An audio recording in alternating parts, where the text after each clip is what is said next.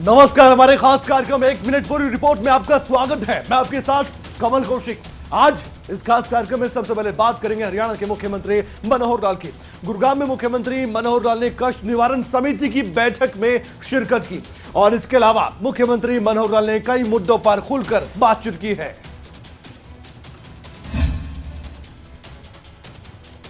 गुरुग्राम में मुख्यमंत्री मनोहर लाल ने कष्ट निवारण समिति बैठक की अध्यक्षता की। इस बैठक में मुख्यमंत्री के समक्ष 18 समस्याएं रखी गई, जिनमें से 13 समस्याओं का मौके पर ही समाधान कर दिया गया। मुख्यमंत्री ने गुरुग्राम के सेक्टर 29 लेजर वैली पार्क के सौंदर्यीकरण के लिए आदेश दिए, जिसकी लागत 6 करोड़ 50 लाख रुपए आएगी। वहीं मुख्यमंत्री ने गुरुग्राम की चर्चित बंजारा मार्केट में हुए अतिक्रमण को जल्द हटाने के आदेश दिए हैं। गुरुग्राम में रेजिडेंशियल इलाके में हो रही समस्याओं को सुनने के लिए 29 अप्रैल को RWA के साथ एक सेमिनार का आयोजन किया जाएगा, जिसमें तमाम RWA अपनी समस्याएं रख सकेंगे, जिसका समाधान सरकार की तरफ से किया जाएगा। हरियाणा में बिजली कटौती के संकट पर मुख्यमंत्री ने कहा कि गर्मियों के दिनों में सभी राज्यों में बिजली कटौती होती है और हरियाणा में भी थोड़ी बिजली कटौती शुरू हुई है। इसके लिए अडानी की कंपनी के साथ 22 या 23 अप्रैल को एक बैठक होगी।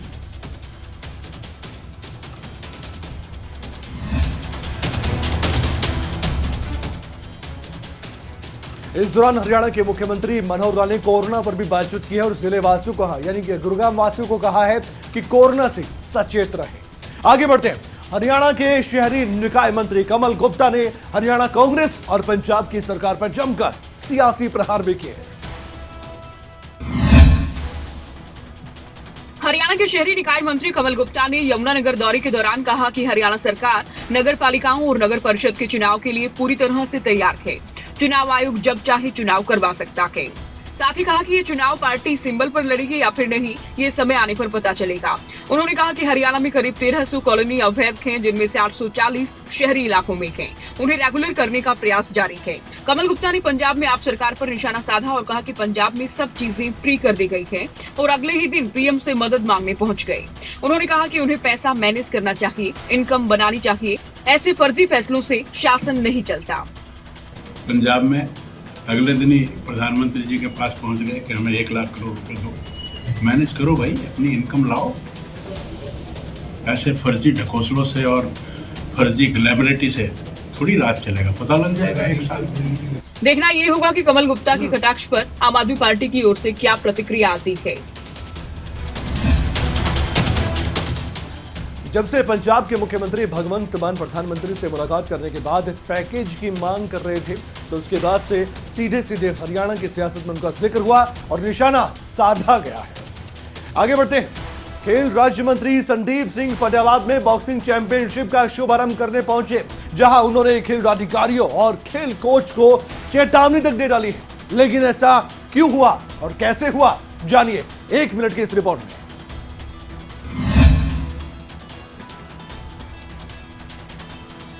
फतेहाबाद में स्टेट सब junior boys and girls boxing championship का आयोजन किया गया। 25 अप्रैल तक चलने वाली इस खेल प्रतियोगिता में प्रदेश भर की टीमें भाग ले रही हैं। प्रतियोगिता के पहले दिन खेल मंत्री संदीप सिंह ने प्रतियोगिता का शुभारंभ किया। इस दौरान खेल मंत्री संदीप सिंह ने कहा कि उनकी टीम प्रदेश के दौरे पर है। अगर कोई कोच गैर हाजिर मिलता है तो उस पर तुरंत कार्रवाई की जाएगी। तो वहीं उन्होंने जिला खेल अधिकारियों को भी चेतावनी देते हुए कहा कि अगर किसी खिलाड़ी के कैश अवार्ड में गड़बड़ी मिलती है तो सख्त कार्रवाई होगी। इस दौरान खेल राज्य मंत्री ने कहा कि पूरे देश में हरियाणा की खेल नीति सबसे अच्छी है। खेलों को बढ़ावा देने के लिए प्रदेश सरकार कई योजनाओं पर काम कर रही है। प्रदेश के स्टेडियम के रखरखाव, उनमें सुविधाएं उपलब्ध करवाने के लिए इस वर्ष बजट में 45 करोड़ से अधिक का प्रावधान किया गया है। DSOs जितने भी DSOs हैं वो खिलाड़ियों को फालतू के चक्कर नहीं लगवाने हैं। खिलाड़ी ग्राउंड में मैदान में अच्छा लगता है, मेहनत करता, मेडल जीतता। मैंने ये कहा कैश अवार्ड के लिए देरी नहीं करनी। खेलकूद के मामलों में हरियाणा को आगे बढ़ाने और साथ ही खिलाड़ियों का उज्जवल भविष्य करने के लिए हरियाणा सरकार लगातार प्रयासरत है और हरियाणा के खेल राज्य मंत्री संदीप सिंह की बातों से भी यही लग रहा है। आगे बढ़ते हैं। किसान नेता राकेश टिकैत करनाल पहुंचे थे। टिकैत ने करनाल में जश के परिजनों से मुलाकात की थी और परिजनों को यह विश्वास दिलवाया है कि वे खुद जश हत्याकांड में मुख्यमंत्री से बातचीत कर सीबीआई जांच की मांग उठाएंगे। किसान नेता राकेश टिकैत करनाल में जश के घर पहुंचे। टिकैत ने जश के परिजनों से मुलाकात की। राकेश टिकैत ने जश के परिजनों को विश्वास दिलाया कि सरकार से बात करेंगे। पूरे मामले में सीबीआई जांच हो, ये भी मांग की गई। बता दें, जश हत्याकांड में पुलिस की अब तक की छानबीन से जश की चाची पर लगे सभी आरोप सही पाए गए थे। सीबीआई की जांच इनकी पूर्ण रूप से बैठता है, इनका हक बैठे हैं कि सीबीआई की जांच हो जाए और उससे क्लियर हो जाए। और वो पूरा, क्योंकि सीबीआई होगी तो सब चीज़ वो बताएगी, एक मिनट टू मिनट की सारी चीज़ें, घटनाओं पूरा बताएगी, तो उससे संतुष्टि होगी, घर वालों को भी होगी, समाज के लोगों को भी होगी। टिकैत की माने तो इस पूरे केस में पुलिस ने केवल एक महिला पर फोकस किया है, लेकिन अगर सीबीआई जांच होगी तो हत्या से जुड़े दूसरे तथ्य भी सामने आएंगे। लिहाजा टिकैत इस पूरे मामले की सीबीआई जांच के लिए सीएम से बात करेंगे। इस बीच टिकैत ने करनाल के किसानों से भी मुलाकात की। किसानों से प्रदेश भर के किसानों से जुड़े कई अहम मुद्दों पर बातचीत की गई। इससे पहले हरियाणा के नेता प्रतिपक्ष भूपेंद्र हुड्डा भी सीबीआई जांच की मांग उठा चुके हैं। वे भी कह चुके हैं कि हरियाणा के मुख्यमंत्री मनोहर लाल से वो बातचीत इस मसले पर करने वाले हैं। लेकिन सवाल वही कि क्या जश हत्याकांड की सीबीआई जांच होगी या नहीं। अब बात करेंगे पराली जलाने के मामले की। दरअसल हरियाणा में पराली जलाने के मामले कई बार सामने आते हैं और जब सर्दी की शुरुआत होती है तब ये समस्या बहुत ज्यादा उत्पन्न हो जाती है। लेकिन इस समस्या का समाधान हो सकता है, ये सवाल बड़ा है। जवाब दो युवाओं ने दे दिया है, एक बड़ा समाधान निकाला है। क्या है ये विकल्प और प्रक्रिया, जानने के लिए 1 मिनट की रिपोर्ट देखिए। हरियाणा और पंजाब में हर साल पराली जलाने के मामले सामने आते हैं। इसी के चलते अक्टूबर-नवंबर महीने में प्रदूषण बढ़ता है, जिससे कई सालों से लोग परेशान हैं। सरकार ने भी नियम कड़े बनाए हैं, लेकिन कोई समाधान निकलता नजर नहीं आया। ऐसे में हरियाणा के हिसार के रहने वाले मनोज नेहरा और विजय शुरान ने 2 साल कड़ी मेहनत की ऐसा प्रोजेक्ट तैयार किया है जिससे पराली से बायो कोयला बनाया जा सकता है। कोयले को फार्मर कोल का नाम दिया गया है। पराली के जरिए कोयला बनाने के लिए गाय के कंपोस्ट में पराली को मिलाकर ब्रिकेटिंग मशीन से कोयला तैयार किया जाता है। सबसे पहले पराली को ग्राइंडर में पीसा जाता है। उसके बाद 70% और लगभग 30% पशुओं के गोबर का कंपोस्ट मिलाकर मिक्स किया जाता है, जिसके बाद तैयार किए गए घोल को ब्रिकेटिंग मशीन के जरिए प्रेस कर छोटे छोटे पैलेट तैयार किए जाते हैं। पैलेट को कोयले के विकल्प के तौर पर इस्तेमाल किया जाता है। इस तकनीक से जो फार्मर कोल बनाया है, इससे किसानों को फायदा होगा। उन्हें खेत में बचा वेस्टेज जलाना नहीं पड़ेगा। इसके साथ ही काले कोयले की तुलना में ये प्रदूषण भी कम फैलाता है।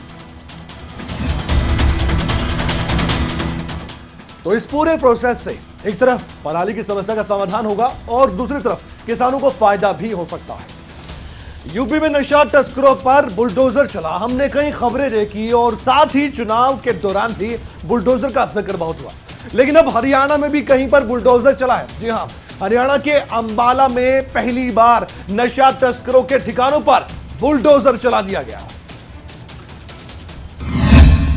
उत्तर प्रदेश के बाद अब हरियाणा में भी बुलडोजर चल गया है। हरियाणा के इतिहास में पहली बार अंबाला छावनी में नशा तस्करों के ठिकानों पर बुलडोजर चला, जिससे पूरे शहर में हड़कंप मच गया। अंबाला छावनी की डेहा कॉलोनी में नशा तस्करी के आरोप में गिरफ्तार पूर्व कांग्रेस पार्षद द्वारा बनाई गई संपत्ति को बुलडोजर चलाकर ध्वस्त किया गया। इस दौरान लगभग 400 पुलिसकर्मी मौजूद रहे।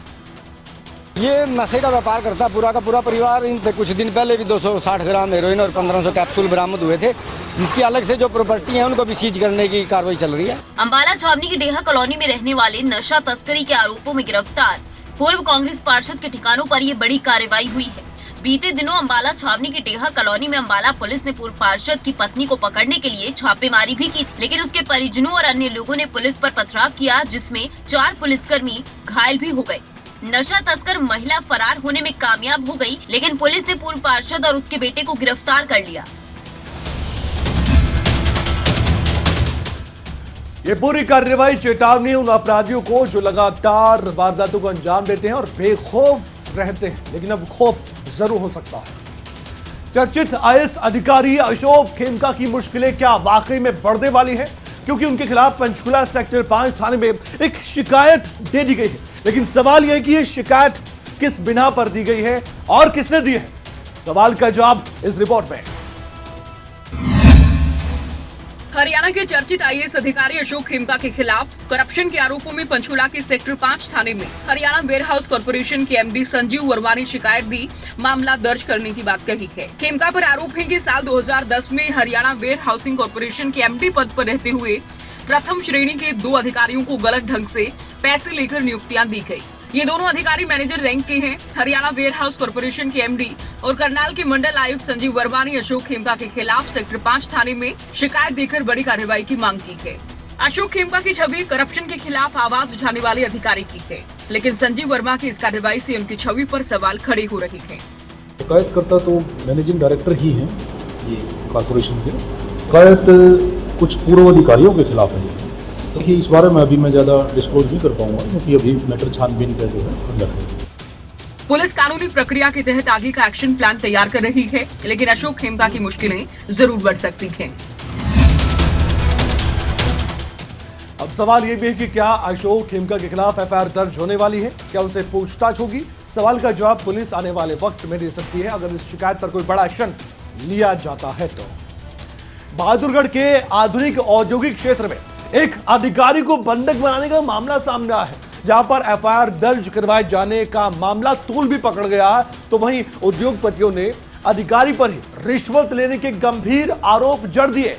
क्या है यह पूरा मामला, जानने के लिए 1 मिनट की रिपोर्ट आप देखिए।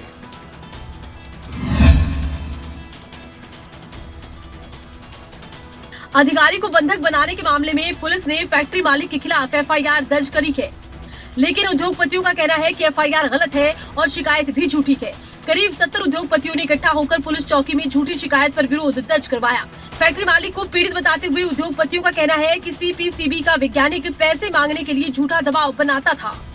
तो पैसे मांगता है फैक्ट्री वाले खुल रहा। पहले भी अक्टूबर 2021 से मोटा मोटी बहुत सारी फैक्ट्रियों से लाख, किसी से 2 लाख रुपए ऐसे लेता रहा। मेरे पास बकायदा नाम उन फैक्ट्रियों के, मैं खुद एफिडेविट टेंडर कर सकता हूँ कि 20 बंदे ने इस फैक्ट्री से इतने पैसे लिए हैं, मैंने अपने हाथ से खुद पैसे दिए थे, मेरे पास पैसे पकड़ाइए भी कहा, ये इस तरह का बंदा ये। तो वहीं अगर केंद्रीय प्रदूषण नियंत्रण बोर्ड के वैज्ञानिक यतीन्द्र नाथ मिश्रा की शिकायत की बात करें तो उन्होंने शिकायत में बताया कि वो फैक्ट्री नंबर 708 में निरीक्षण के लिए गए थे, लेकिन वहां उनके साथ बुरा बर्ताव किया गया, निरीक्षण नहीं करने दिया गया और उन्हें एक जगह बैठाकर घेर लिया गया, जिसके बाद एसडीएम और पुलिस मौके पर पहुंचे। फिलहाल पुलिस जाँच की बात कह रही है।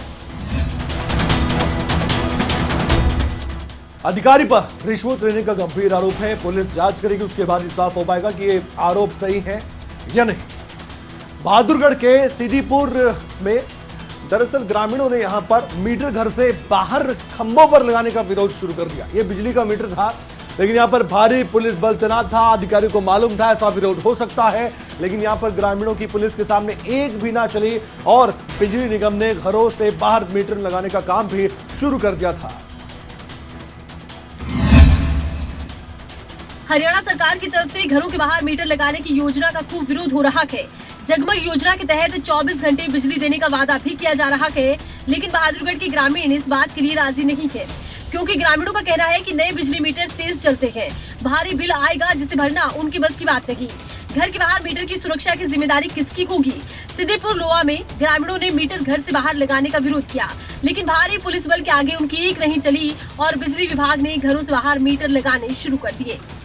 वैसे मीटर तो बाहर नहीं लगने चाहिए मेरे हिसाब से। तो पहले जेई और एसडीओ एक्शन साहब यहाँ आए थे एक दिन, अब भाई मीटर बाहर नहीं, अब अप्लीकेशन लिख के दे दो, अप्लीकेशन लिख के दे दिया, लिखित रूप में मैं जेई साहब को लिख के दे दिया, एसडीओ साहब भी यही। वहीं प्रदेश सरकार हर गांव में 24 घंटे बिजली सप्लाई देना चाहती है, लेकिन शर्त यह है कि ग्रामीणों को अपने घर में लगे मीटर घर से बाहर बिजली के खंभों पर लगवाने होंगे। 24 घंटे बिजली मिलेगी और लाइन लॉस भी कम होगा। शुरुआती तौर पर तो ग्रामीणों ने विरोध किया था, लेकिन उसके बाद पुलिस बल के सामने ग्रामीण बेबस नजर आए और निगम ने अपना काम बखूबी भी किया है। आगे बढ़ते हैं, चरखी दादरी के एक सरकारी अस्पताल की हालत की बात कर लेते हैं। खाली पद हैं, अस्पताल में सुविधाओं का टोटा है, मरीजों की परेशानी लगातार बढ़ती जा रही है। सब आरोप वहां मौजूद लोगों ने लगाए हैं जो तीमारदार के रूप में वहां पहुंचे थे। चरखी दादरी के सबसे बड़े सामान्य सरकारी अस्पताल में चिकित्सकों के आधे से भी ज्यादा पदों के रिक्त होने पर किस कदर मरीजों को परेशानियों का सामना करना पड़ रहा है, इसका अंदाजा अस्पताल में मरीजों की भीड़ को देखकर लगाया जा सकता है। अस्पताल में लड़खड़ाई स्वास्थ्य सेवाएं देखकर स्वास्थ्य विभाग के दावे भी खोखले साबित हो रहे हैं। अल्ट्रासाउंड मशीन कंडम होने के बाद बंद कमरे में धूल फांक रही हैं।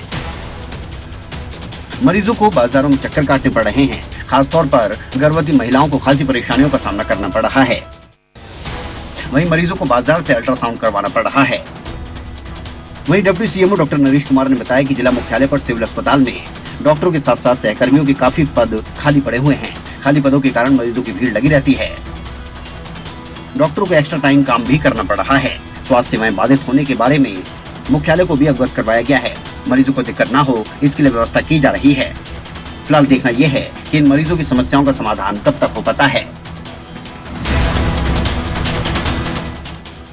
बड़े बड़े दावे करने वाले स्वास्थ्य विभाग को चरखी दादरी के इस अस्पताल पर जरूर नजर बनानी चाहिए और जो भी कमी है उसको दूर करना चाहिए ताकि यहां पर आने वाले मरीजों को दिक्कतों का सामना कम से कम ना करना पड़े। अब बात करेंगे ब्रिटेन के प्रधानमंत्री बोरिस जॉनसन की। उनका भारत का दौरा है, शुरुआत हो चुकी है। बुलडोजर के प्लांट के उद्घाटन से उनके दौरे की शुरुआत हुई। वो वडोदरा के हलोल में बुलडोजर बनाने वाले एक यूनिट का उद्घाटन करने जा रहे हैं।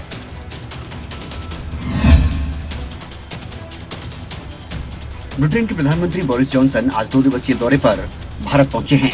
बोरिस जॉनसन भारत की अपनी 2 दिवसीय यात्रा के पहले पड़ाव में अहमदाबाद पहुंचे। एयरपोर्ट पर उनका जोरदार स्वागत किया गया।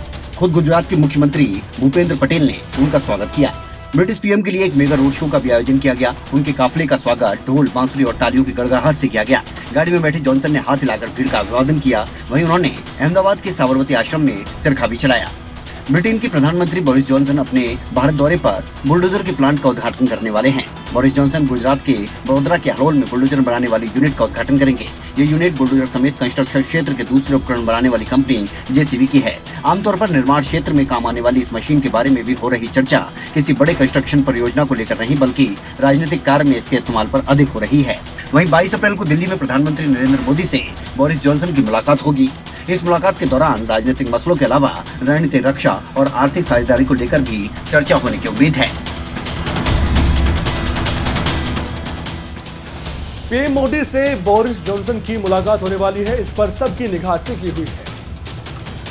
जहांगीरपुरी हिंसा के बाद अवैध अतिक्रमण पर चलाए गए बुलडोजर को लेकर सुप्रीम कोर्ट में फिर से सुनवाई हुई। कोर्ट के दखल के बाद यह कार्रवाई रोक दी गई थी। अब सुप्रीम कोर्ट इस मामले में 2 हफ्ते के बाद सुनवाई करेगा। दिल्ली जहांगीरपुरी में हिंसा के बाद अवैध अतिक्रमण पर चलाए गए बुलडोजर को लेकर सुप्रीम कोर्ट में एक बार फिर से सुनवाई हुई। जस्टिस एल नागेश्वर राव और बीआर गवई की सुप्रीम कोर्ट की बेंच ने दिल्ली के जहांगीरपुरी में विध्वंस अभियान के खिलाफ याचिका पर सुनवाई की। कोर्ट ने मामले पर एक बार फिर से रोक जारी रखी है, यानी यथास्थिति बरकरार रहेगी। इसके अलावा सरकार से भी हलफनामा मांगा गया है। अब मामले में सुनवाई 2 हफ्ते बाद होगी। इससे पहले याचिकाकर्ता की तरफ से वकील दुष्यंत दवे ने दलील रखते हुए कहा कि ये एक राष्ट्रीय महत्व का मसला है। पहले कभी दंगे के बाद इस तरह की कार्रवाई नहीं हुई। एक समुदाय को निशाना बनाया जा रहा है। दवे ने आगे कहा कि पुलिस ने हिंदू पक्ष के ऊपर भी एफआईआर की है, जिसके बाद सॉलिसिटर जनरल ने उन्हें केस के तथ्यों पर बात करने के लिए कहा। उन्होंने कहा कि ये भाषण का मंच नहीं है, आप केस पर बात कीजिए। जिसके बाद दवे ने कहा कि कानून का 5 से 15 दिन का नोटिस मिलना चाहिए था। ऐसे मामलों में कई बार कोर्ट ने नोटिस की मियाद को बढ़ाया है। साथ ही कोर्ट में याचिकाकर्ता के वकील कपिल सिब्बल ने भी अपनी दलील दी। फिलहाल देखना यह होगा कि 2 हफ्तों में होने वाली अब सुनवाई पर क्या कुछ निकलकर सामने आता है। दिल्ली एमसीडी ने खूब तोड़फोड़ की थी और अवैध कब्जों को भी हटाया था, लेकिन उसके बाद सुप्रीम कोर्ट के एक निर्णय ने इस रोक को लगा दिया था और उसके बाद अब सुनवाई लगातार जारी है। देखने वाली बात है 2 हफ्तों के बाद सुनवाई के दौरान क्या निकलकर सामने आता है। आतंकवादियों की ओर से सुरक्षा बलों पर गोलीबारी करने के बाद तलाशी अभियान चलाया गया। मुठभेड़ में तलाशी अभियान तब्दील हो गया। इसी दौरान एक आतंकी ढेर हो गया। वहीं सुरक्षा बल आतंकियों को मुंह तोड़ जवाब भी दे रहे थे। जम्मू कश्मीर के बारामूला में सुरक्षा बलों ने लश्कर-ए-तैयबा के एक आतंकी को मार गिराया। सुरक्षा बलों का ऑपरेशन जारी है। पुलिस और सुरक्षा बलों की संयुक्त टीम ने इलाके को घेर लिया। विशेष खुफिया जानकारी के आधार पर पुलिस और सुरक्षा बलों की टीम ने संयुक्त रूप से तलाशी अभियान शुरू किया। इस दौरान आतंकियों की ओर से फायरिंग की गई। सुरक्षा बलों और आतंकियों के बीच ये मुठभेड़ बारामूला के मालवा इलाके में हो रही है। मुठभेड़ के दौरान सुरक्षा बलों के 3 जवान घायल भी हुए। इस दौरान एक नागरिक के घायल होने की भी खबर सामने आई। वहीं एक पुलिस अधिकारी ने बताया कि उत्तर कश्मीर के बारामूला के मालवा इलाके में आतंकवादियों की मौजूदगी की सूचना मिली थी, जिसके बाद सुरक्षा बलों ने वहां घेराबंदी और तलाशी अभियान शुरू किया। जानकारी के मुताबिक जैसे ही सुरक्षा बल आतंकियों के छिपने वाली जगह पर पहुंचे तो अचानक गोलीबारी शुरू हो गई। सुरक्षा बलों के जवान इस फायरिंग की चपेट में आ गए, जिसमें 3 जवानों को मामूली चोटें आईं। कश्मीर जोन पुलिस के मुताबिक बड़गांव पुलिस और सेना स्थिति को नियंत्रण करने के लिए मिलकर काम कर रही है। फिलहाल मुठभेड़ जारी है। आतंकी लगातार इस तरह की वारदातों को, इस तरह के हमलों को अंजाम देते रहे हैं, लेकिन सुरक्षा बल हमारे हमेशा मुस्तैद रहते हैं। इस मुठभेड़ में भी सुरक्षा बल के जवान आतंकियों पर भारी पड़ रहे हैं। पंजाब सरकार ने भीड़ भाड़ वाली जगहों पर मास्क लगाना जरूरी कर दिया है, यानी एक बार फिर से मास्क लगाना होगा।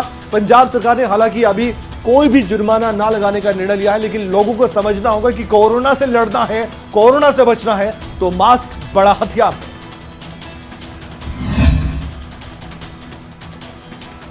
कोरोना के बढ़ते हुए खतरे को देखते हुए आम आदमी पार्टी की पंजाब सरकार ने अहम फैसला लिया है। पंजाब सरकार ने राज्य के लोगों को भीड़ भाड़ वाले स्थानों पर मास्क लगाने की हिदायत दी है। हालांकि पंजाब सरकार की ओर से अभी तक मास्क नहीं पहनने पर किसी तरह का फाइन नहीं लगाया गया है। पंजाब सरकार ने बयान जारी कर इस बात की जानकारी दी। पंजाब सरकार ने अपने बयान में कहा, कोरोना के बढ़ते हुए मामलों को देखते हुए राज्य के लोगों को मास्क लगाने की सलाह दी जाती है। भीड़ भाड़ वाले इलाकों पर मास्क जरूर लगाए जाएं। पंजाब सरकार का कहना है कि भीड़ भाड़ वाले स्थानों पर मास्क लगाना बेहद जरूरी है। पब्लिक ट्रांसपोर्ट, ट्रेन और टैक्सी का इस्तेमाल करते हुए भी मास्क लगाना जरूरी है। इसके अलावा क्लासरूम और ऑफिस में भी मास्क लगाना जरूरी कर दिया गया है। दरअसल इन दिनों एक बार फिर से कोरोना के मामले तेजी से बढ़ रहे हैं, जिसको देखते हुए पंजाब सरकार अलर्ट हो गई है और यही कारण है कि पंजाब में दोबारा से मास्क को जरूरी कर दिया गया है। इससे पहले दिल्ली और हरियाणा के कुछ जिलों में भी मास्क लगाना अनिवार्य कर दिया गया था, ताकि कोरोना के बढ़ते मामलों को समय से पहले ही कंट्रोल में ही रखा जा सके। अब देश की बात कर रहे थे। देश में बढ़ रहे कोरोना के मामलों ने चिंताएं बढ़ा दी हैं। दिल्ली में कोरोना का आंकड़ा एक बार फिर से 1000 के पार हो चुका है, तो वहीं हरियाणा में भी कोरोना के बढ़ते मामलों ने सरकार और स्वास्थ्य विभाग की चिंताएं काफी बढ़ा दी हैं।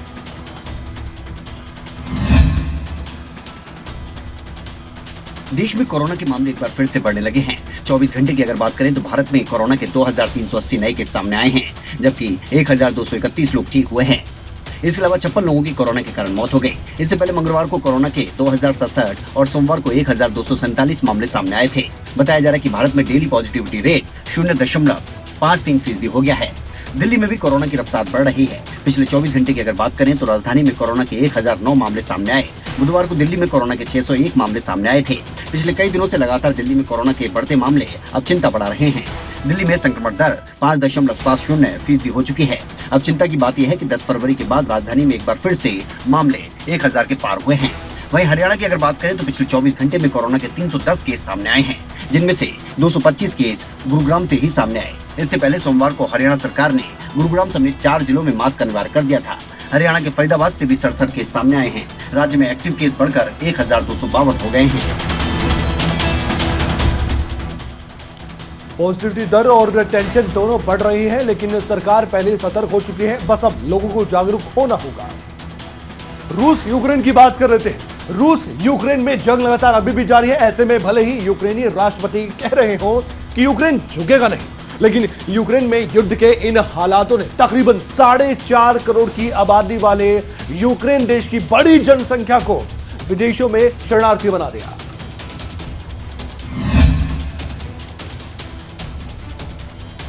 चौबीस फरवरी 2022 का दिन था। रूस यूक्रेन युद्ध की शुरुआत हुई थी। ये वही दिन था जब मॉस्को ने यूक्रेन के खिलाफ एक विशेष सैन्य अभियान का आगाज कर दिया था। तब से लेकर अब तक यूक्रेन के लोग एक सुरक्षित पनाह ढूंढ रहे हैं। लाखों यूक्रेनी कई देशों में शरण ले चुके हैं, तो वहीं युद्ध के इन हालात में लाखों यूक्रेनियों पर मौत की तलवार लटक रही है। वजह है बम धमाकों और मिसाइलों से हमला हो रहा है। यूक्रेन के लोगों को पड़ोसी देशों में शरणार्थी कैंपों तक में पनाह लेनी पड़ रही है। वहीं अब संयुक्त राष्ट्र ने यूक्रेनी नागरिकों पर एक रिपोर्ट में दावा किया है कि अब तक यूक्रेन पर रूसी हमले के बाद से 50 लाख से अधिक यूक्रेनी नागरिकों ने अपना देश छोड़ दिया है।